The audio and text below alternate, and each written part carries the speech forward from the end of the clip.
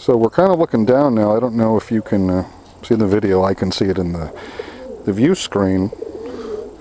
His beak crest actually consists of 2 roses, side by side, right there on his forehead. See 2 definite whorls there. Very odd. Not like you see in a lot of other breeds like English trumpeters or even Bokhara trumpeters or the various trumpeter breeds that have these beak crests, or Saxon priests, which I do have some Saxon or double-crested priests around here that have a pretty basic beak rose. You know, this is a double beak rose. Very unusual compared to most of the pigeons we have in the Western world. As I mentioned before, I really like the bodies on these birds. Another thing I like is when you look at them from the front or the top, we have a really gelatinous eye. Obviously, there's a view of the eye crest on that side.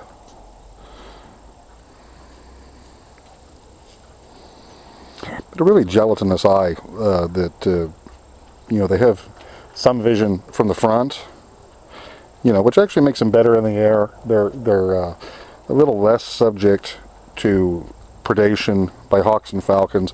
You know, some fancy breeds, they really don't have a very good gelatinous eye, and they really don't have as much of a field of vision as they could have.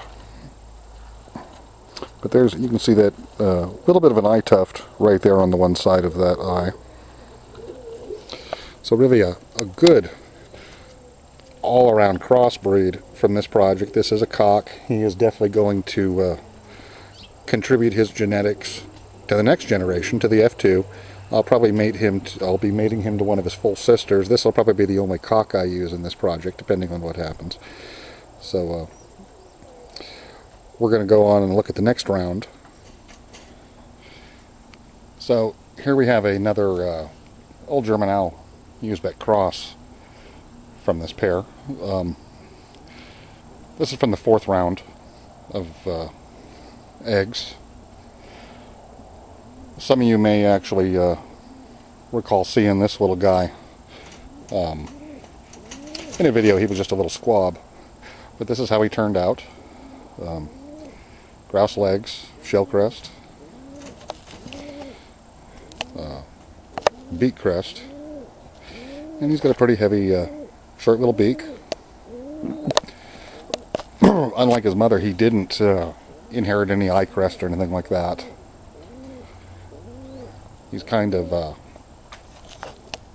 a little bit of white on the head, kind of almost marked like a double-crested priest, which I do have around here, but obviously they're not involved in this in any way. I breed everything individual coop, so everything is guaranteed as far as parentage.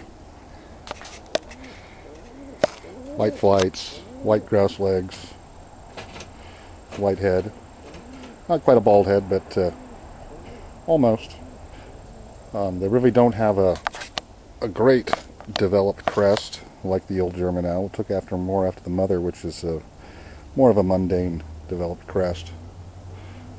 Not much rose in the back of the crest, but kind of a nice little bird. There are a couple ink spots in here. So this should be a cock, should be carrying blue-black. It is, for all intents and purposes, it is a spread ash red dilute, so it is a spread cream is the best way to put it.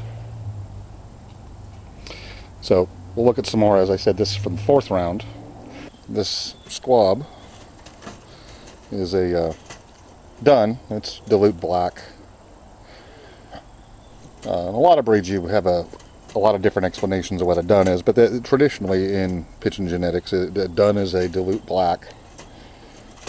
You know, rollers we sometimes call a dun kind of an off ash red is sometimes what it's called, but this is a true dun, a dilute black.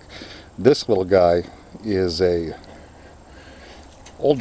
from an old German owl cross to a black. The father is he is an old German owl, a cream bar, obviously with the shield markings, bred to a dun Uzbek tumbler hen. So once again, as I've explained in a lot of my other videos, you know, we're not just crossing because we have some loose birds in the loft or anything like that, and they're just not mating on their own. These are intentional. So this is one of the crossbreedings I have been working on this year here in 2016, and this is, I believe this little guy, he is from, I believe, the 5th round from this pair. And he's being raised by fosters, and he's, looks like he just got fed, so he's kind of stained up right now with some milk and things of that nature. But he's kind of an interesting little bird. So, very interesting little beak crest on him. Kind of almost like two furrows. You can kind of see it, instead of just a tuft, it kind of goes, kind of a tuft on each side growing out of his face. Shell crest. I'm not sure if you can see it here in this video. On one side he actually has a, not this side but the other side, he actually has a tuft over one eye. That is from his mother. She also has the eye crest or eye tufts that you sometimes get this characteristic in East European breeds. There's not a lot known about that tuft, or for that matter about the beak crest for that matter. There's a lot of debate on the inheritance of that, and as I've said, this is the 5th round from this cross, this little guy. They actually just hatched another little squab out earlier this morning. Pretty much had them fosters raising most of their offspring this year for the most part, or part of the year, but I may let the pair take care of the last one. This little guy here, he's going to be the second to last for the pair this year. They've got the one new squab hatched today, and that's probably going to be it for them.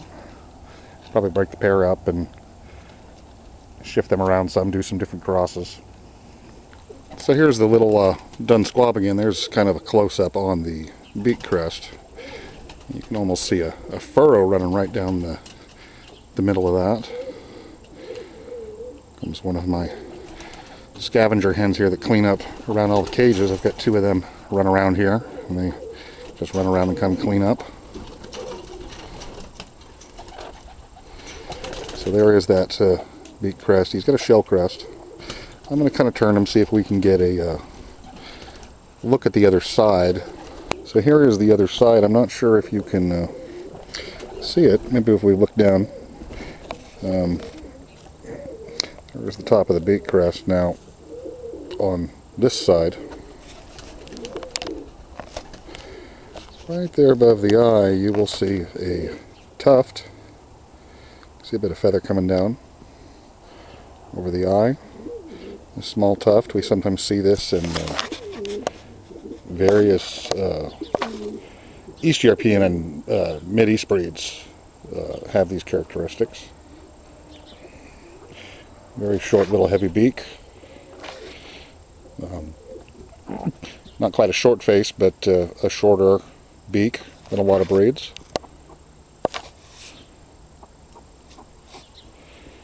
Should be a really good view of his beak crest.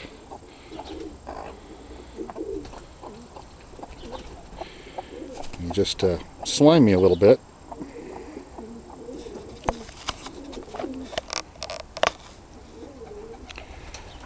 Very odd beak crest. Usually they have a tuft only, you know, or just kind of an upraised portion.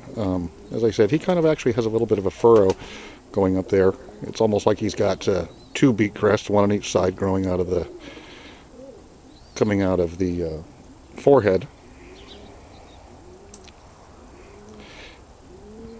You can kind of see that right there.